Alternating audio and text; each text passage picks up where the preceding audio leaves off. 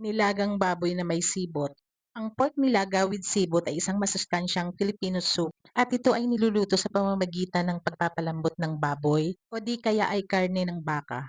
At syempre, ang pinakamahalagang sangkap, ang sibot. Ang sibot ay isang traditional Filipino-Chinese na panimpla na gawa sa mga tuyong gamot at ugat. Hiwain ang karne ng baboy na pangnilaga. Hugasang mabuti at hayaang matuyo. Patuyuin din ito ng kitchen paper towel nang sa ganun ay maalis ang anumang natitirang dumi. Maglagay ng pinitpit na bawang, dahon ng laurel, handa ang sibot herb mix sa pamamagitan ng paglalagay ng lahat ng laman sa ibinigay na herb pouch. Isara itong mabuti at itali ng mahigpit upang maiwasan ang pagkatapon. Mabilisang idagdag ito at siguruhing mailubog ang sibot herb pouch sa soup base. Magdagdag ng asin, iodized salt, rock salt, sea salt, o anumang asin na meron ka ay pwede. Konting asin lang muna at maaari ka naman magdagdag ng higit pa later on. At mabilis itong ihalo at hayaan itong kumulo. At nagsisimula na itong kumulo at umaangat na ang foam at soup scum sa ibabaw. In the context of cooking pork nilaga, skim of any foam ay ang pag-aalis ng anumang foam o soup scum na namumuo sa ibabaw. Karaniwang inaalis ito upang ang sabaw ay mas malasa, mas malinis at mas malinaw. Haluin ito ng bahagya.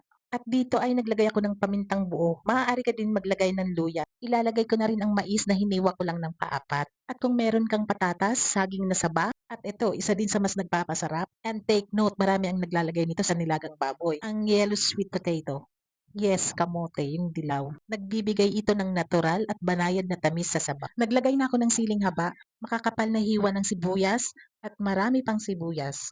Ang siling haba ay game changer para sa pork nilaga. Nagdaragdag ito ng banayad na init, freshness, at binabalance nito ang richness ng sabaw. Haluin ito ng mabuti at nang sa ganun ay maghalo ang mga lasa. Naglagay din ako ng pork cubes at hayaang matunaw.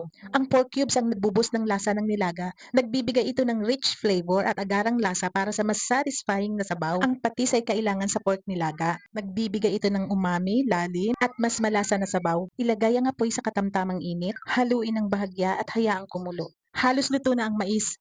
Naglagay ako ng carrots. Isa ito sa masarap isangkap sa pork nilaga. Pinatatamis nito ang sabaw, nagbibigay ng kulay at nagpapalakas ng nutrients. Perfect ang napa cabbage o pechay bagyo para sa pork nilaga. Pwede rin ang repolyo. At dahil malambot, banayad at madaling maluto, ito ang smart move ko dyan. Inuuna kong ilagay ang mga tangkay at pakukuluan ko lang ng 3 hanggang 5 minuto. Ito ay maluluto ng bahagya, ngunit malutong pa din ang mga gulay. Napakuluan na ng 3 hanggang 5 minuto.